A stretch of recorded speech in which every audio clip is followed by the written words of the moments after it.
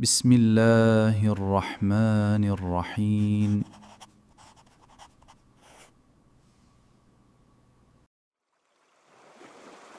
بسم الله الرحمن الرحيم. ياسين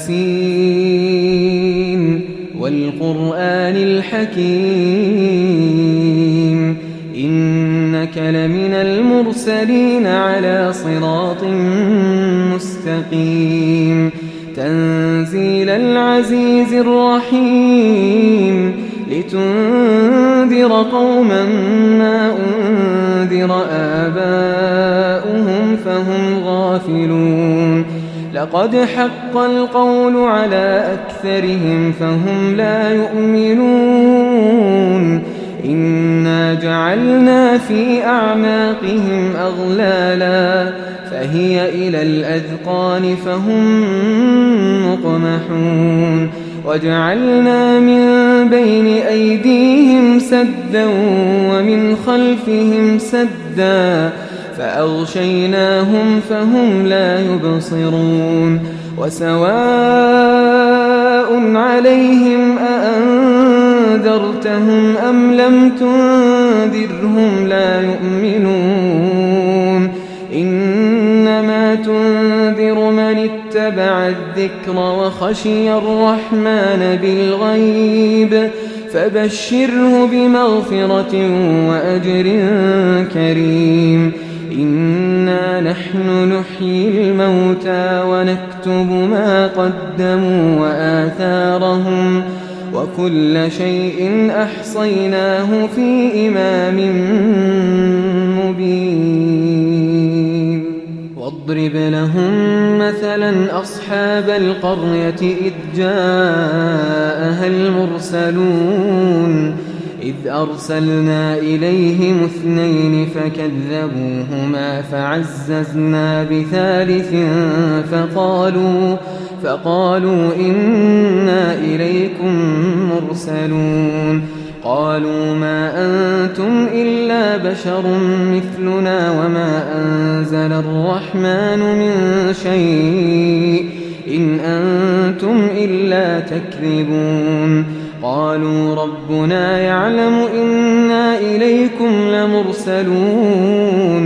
وما علينا إلا البلاغ المبين قالوا إنا تطيرنا بكم لئن لم تنتهوا لنرجمنكم وليمسنكم منا عذاب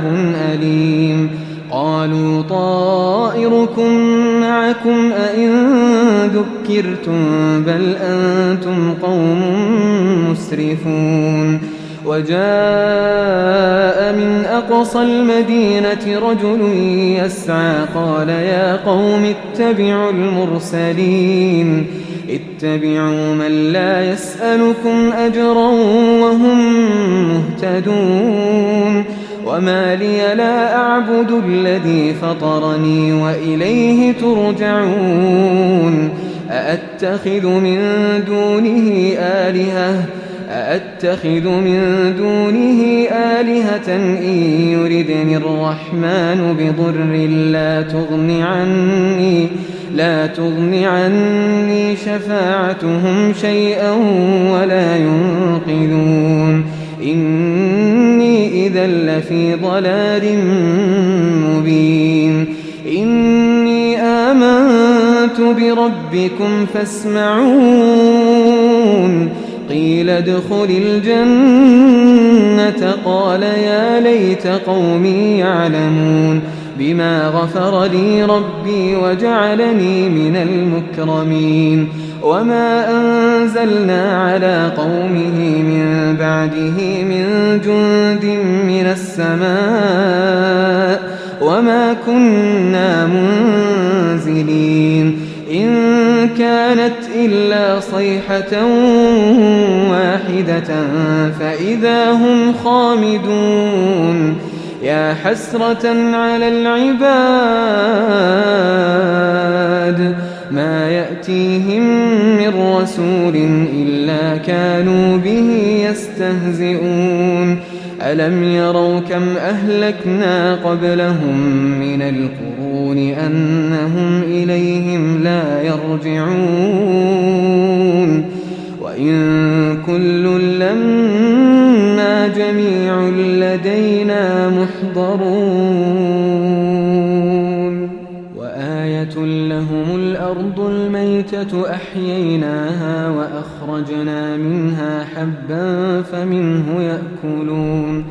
وجعلنا فيها جنات من نخيل وأعناب وفجرنا فيها من العيون ليأكلوا من ثمره وما عملته أيديهم أفلا يشكرون سبحان الذي خلق الأزواج كلها مما تنبت الأرض ومن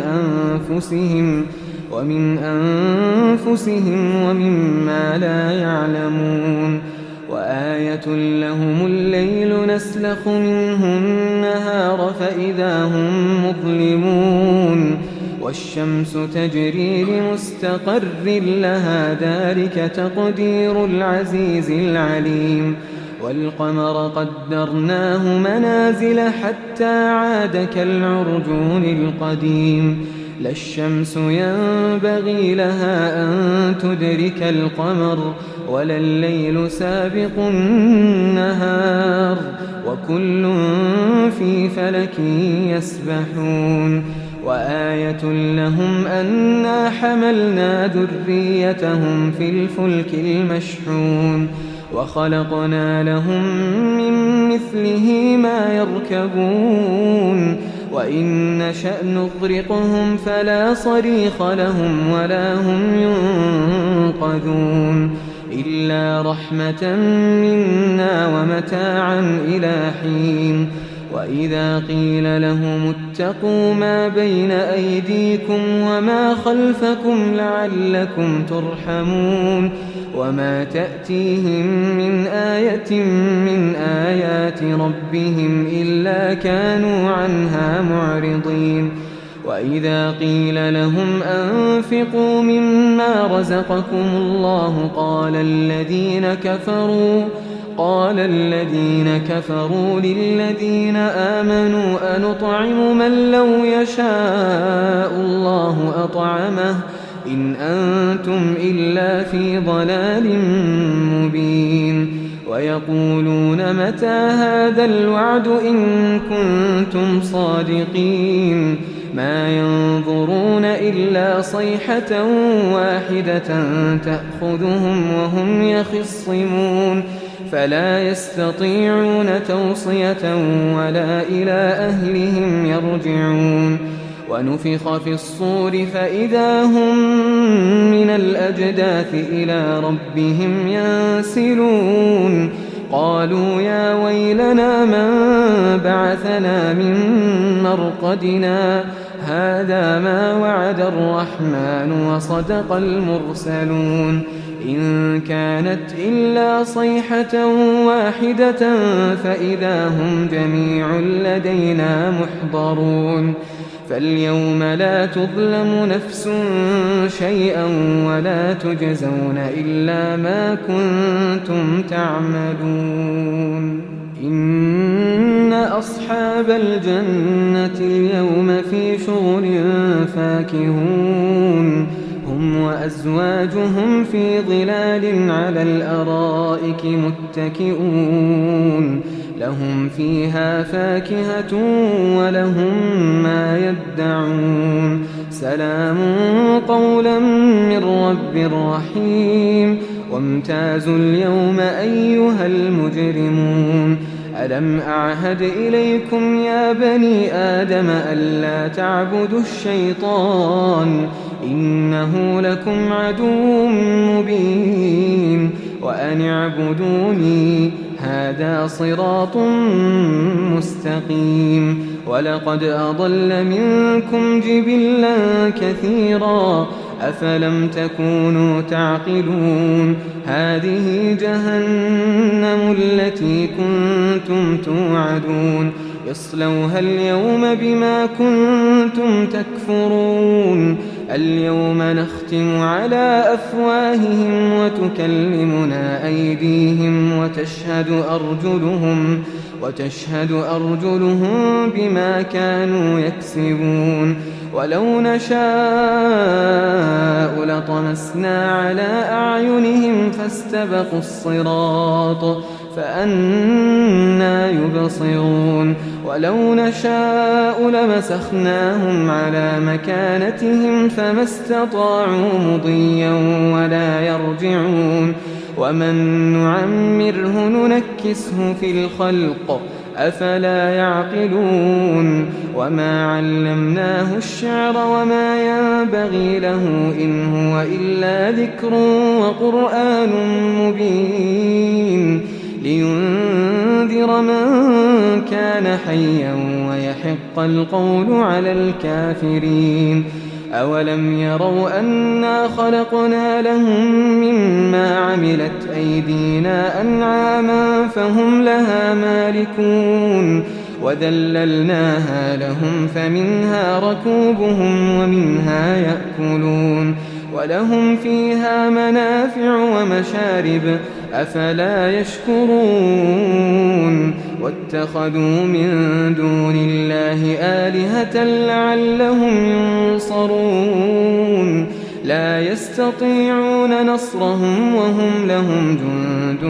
محضرون فلا يحزنك قولهم إنا نعلم ما يسرون وما يعلنون أولم ير الإنسان أنا خلقناه من نطفة فإذا هو خصيم مبين وضرب لنا مثلا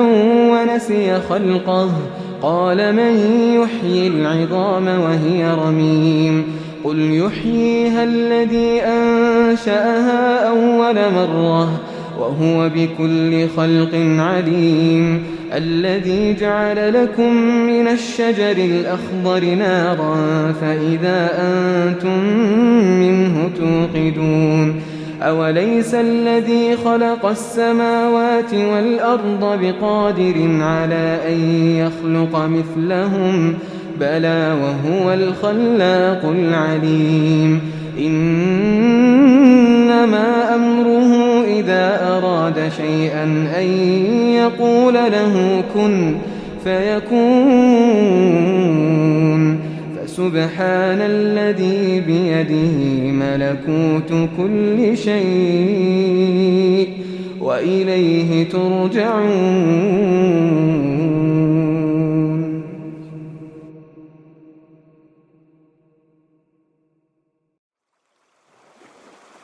بسم الله الرحمن الرحيم. الرحمن علم القرآن خلق الإنسان علمه البيان الشمس والقمر بحسبان والنجم والشجر يسجدان والسماء رفعها ووضع الميزان ألا تطغوا في الميزان وأقيموا الوزن بالقسط ولا تخسروا الميزان والأرض وضعها للأنام فيها فاكهة والنخل ذات الأكمام والحب ذو العصف والريحان فبأي آلاء ربكما تكذبان خلق الإنسان من صلصال كالفخار وخلق الجان من مارج من نار فبأي آلاء ربكما تكذبان رب المشرقين ورب المغربين فبأي آلاء ربكما تكذبان مرج البحرين يلتقيان بينهما برزخ لا يبغيان فبأي آلاء ربكما تكذبان يخرج منهما اللؤلؤ والمرجان فبأي آلاء ربكما تكذبان وله الجوار المنشآت في البحر كالأعلام فبأي آلاء ربكما تكذبان كل من عليها فان ويبقى وجه ربك ذو الجلال والإكرام فبأي آلاء ربكما تكذبان يسأله من في السماوات والأرض كل يوم هو في شأن فبأي آلاء ربكما تكذبان سنفرغ لكم أيها الثقلان فبأي آلاء ربكما تكذبان يا معشر الجن والإنس إن استطعتم أن تنفذوا من أقطار السماوات والأرض فانفذوا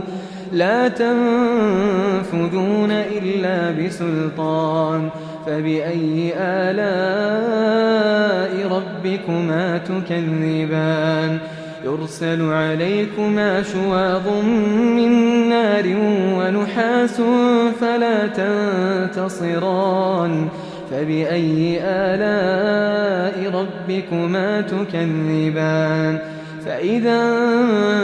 انشقت السماء فكانت وردة كالدهان فبأي آلاء ربكما تكذبان فيومئذ لا يسأل عن ذنبه إنس ولا جان فبأي آلاء ربكما تكذبان يعرف المجرمون بسيماهم فيؤخذ بالنواصي والأقدام فبأي آلاء ربكما تكذبان هذه جهنم التي يكذب بها المجرمون يطوفون بينها وبين حميم آن فبأي آلاء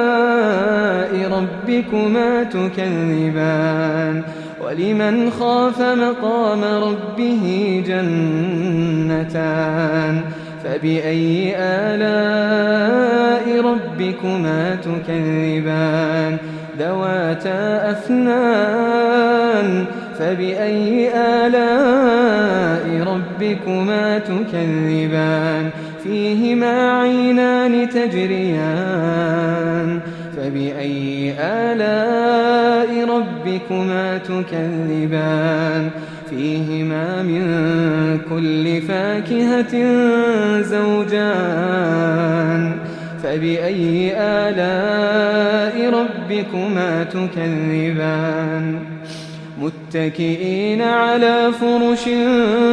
بطائنها من استبرق وجنى الجنتين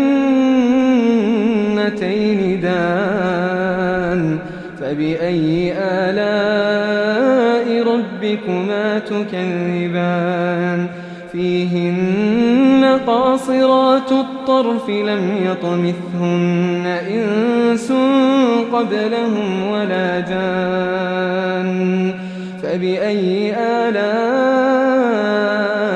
ربكما تكذبان كأنهن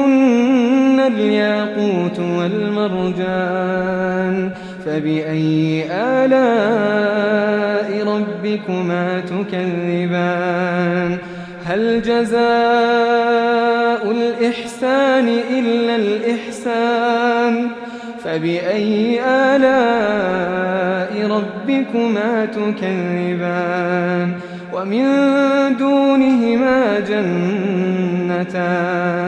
فبأي آلاء ربكما تكذبان مدهامتان فبأي آلاء ربكما تكذبان فيهما عينان نضاختان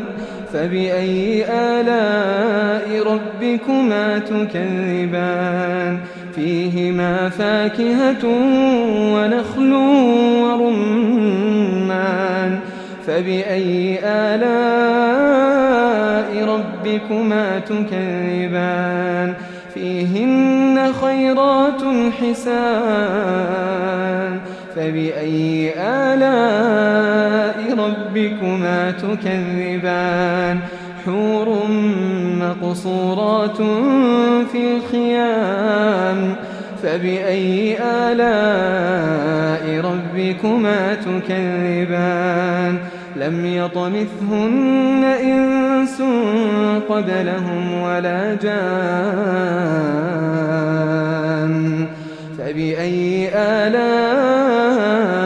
ربكما تكذبان متكئين على رفرف خضر وعبقري حسان فبأي آلاء ربكما تكذبان تبارك اسم ربك ذي الجلال والإكرام.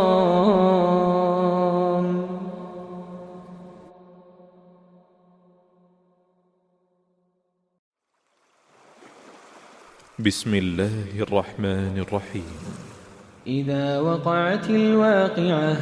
ليس لوقعتها كاذبة خافضة رافعة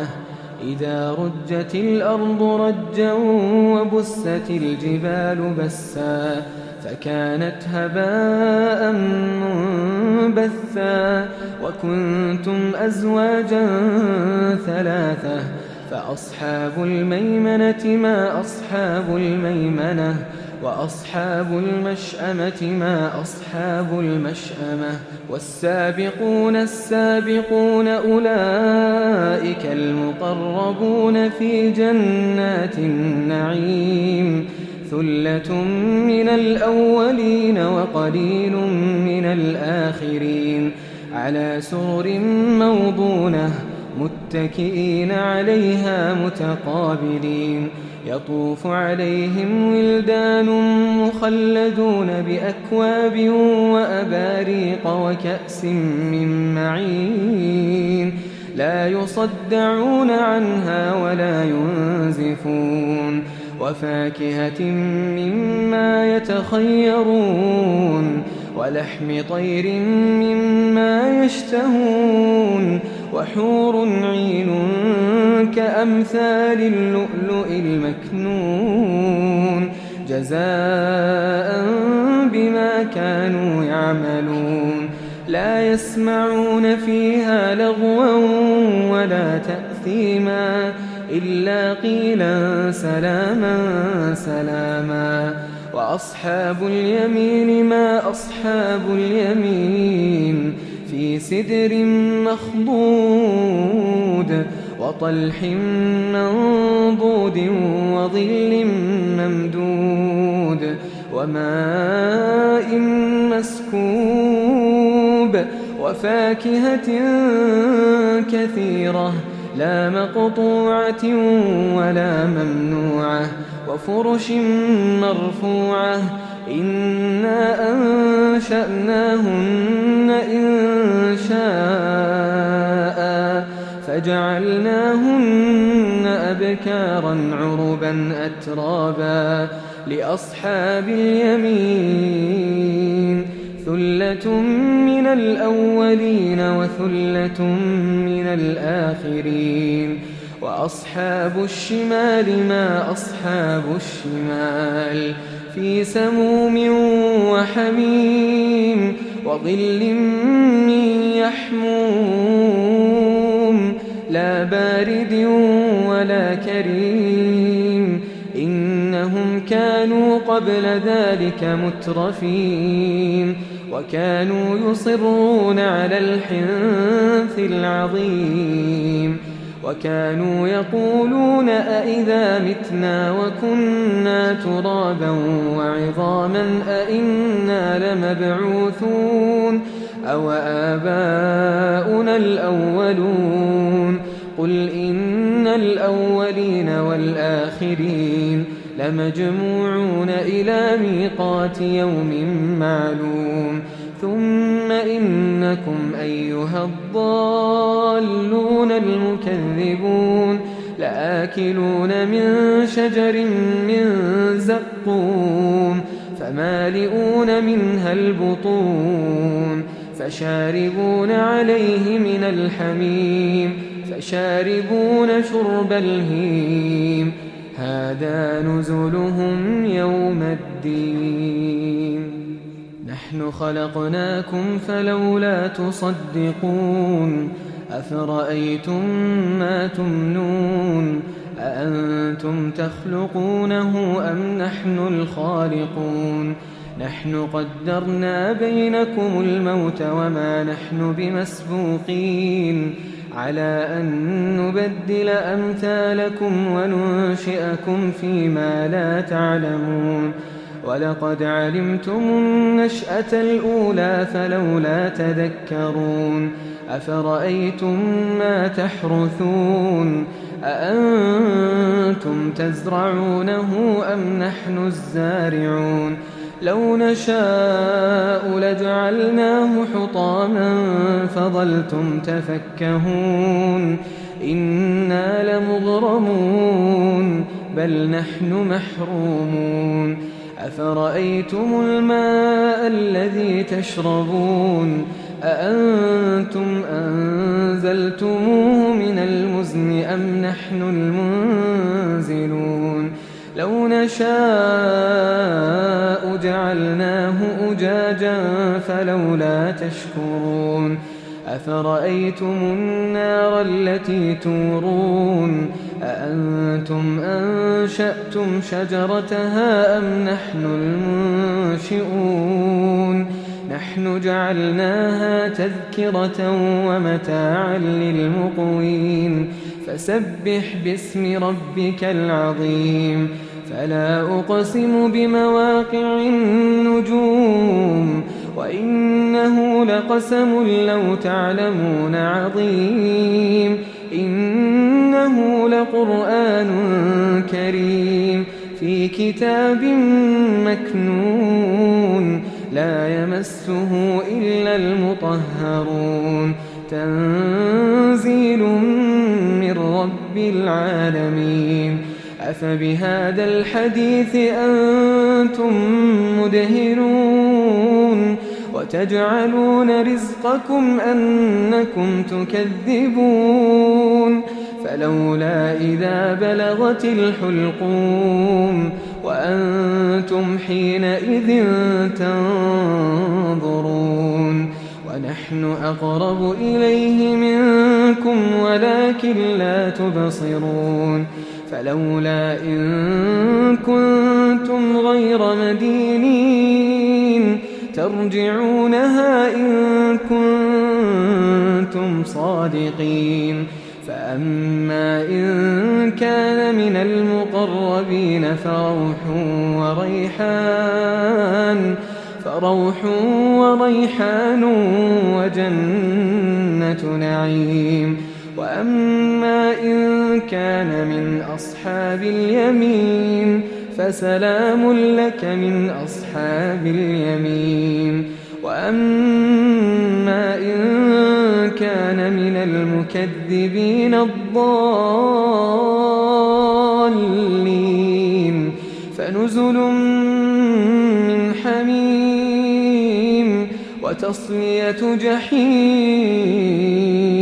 إن هذا لهو حق اليقين فسبح باسم ربك العظيم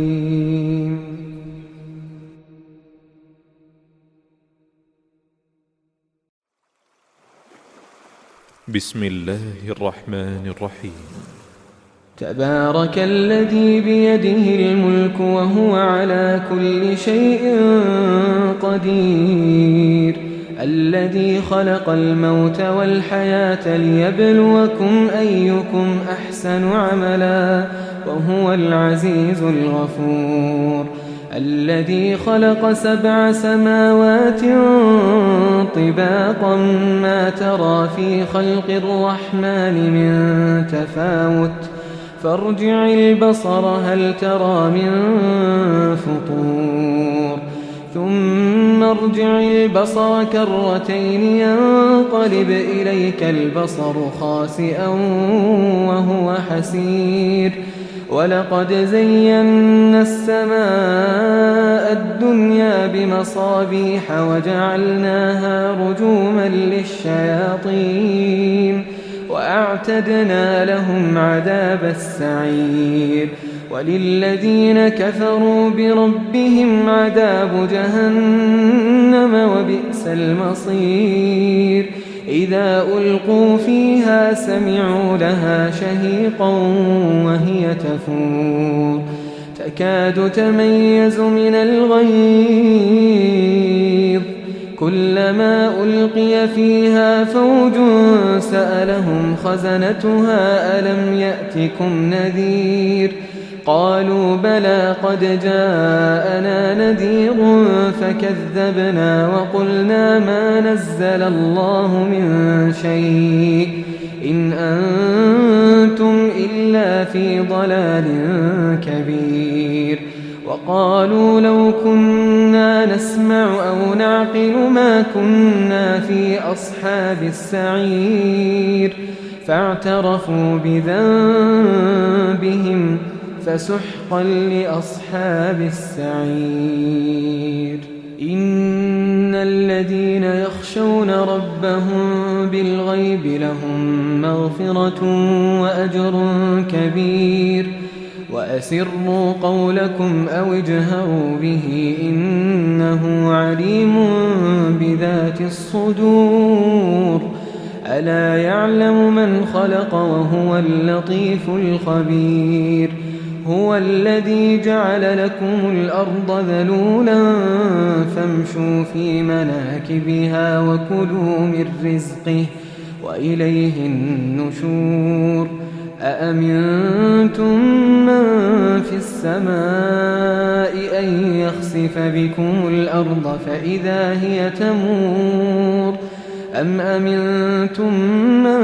في السماء أن يرسل عليكم حاصبا فستعلمون كيف نذير ولقد كذب الذين من قبلهم فكيف كان نكير أولم يروا إلى الطير فوقهم صافات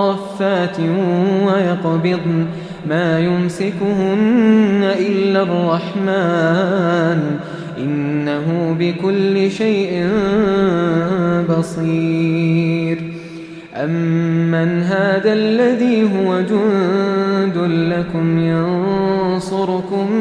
من دون الرحمن إن الكافرون إلا في غرور أمن هذا الذي يرزقكم إن أمسك رزقه بل لجوا في عتو ونفور أفمن يمشي مكبا على وجهه أهدى أمن يمشي سويا على صراط مستقيم قل هو الذي أنشأكم وجعل لكم السمع والأبصار والأفئدة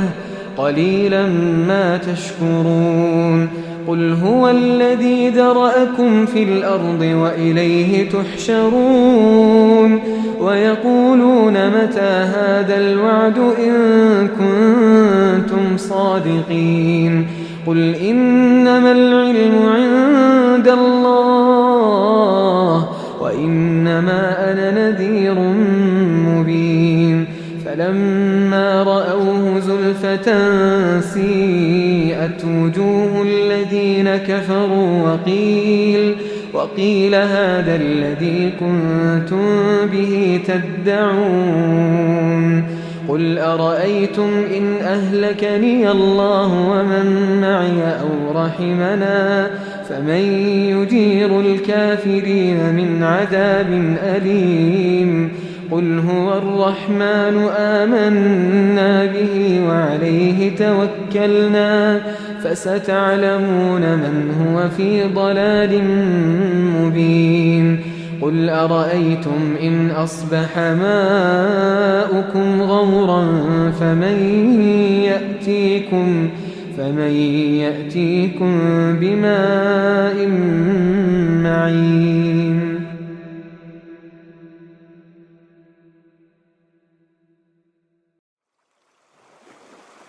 بسم الله الرحمن الرحيم قل يا أيها الكافرون لا أعبد ما تعبدون ولا أنتم عابدون ما أعبد ولا أنا عابد ما عبدتم ولا أنتم عابدون ما أعبد لكم دينكم ولي دين بسم الله الرحمن الرحيم قل هو الله أحد الله الصمد لم يلد ولم يولد ولم يكن له كفوا أحد